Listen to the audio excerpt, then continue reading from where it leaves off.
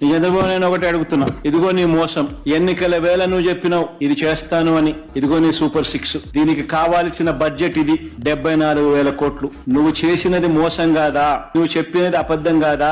నీ మీద 420 కేసు పెట్టకూడదా?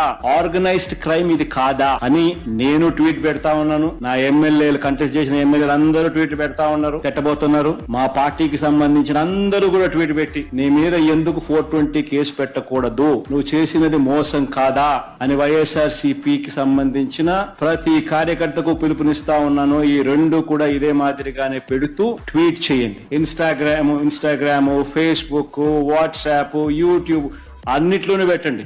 ఎంతమంది నేను అరెస్ట్ చేస్తాడో చూద్దాం. అరెస్ట్ చేయడానికి ఏదైనా ముందుకు వస్తే ఫస్ట్ నా దగ్గర నుంచి స్టార్ట్ చేయమని చెప్తాను. ఏమయ్యా నువ్వు చెప్పలేదా ఇవన్నీ? నీ మేనిఫెస్టోలో ఇవన్నీ లేవా? నీ బడ్జెట్ ఇది కాదా? నీ బడ్జెట్ లో కేటాయింపులు, వీటికి సంబంధించిన కేటాయింపులు ఇవి ఉండాల్సింది కాదా? మరి ఎందుకు కేటాయింపులు చేయలేదు?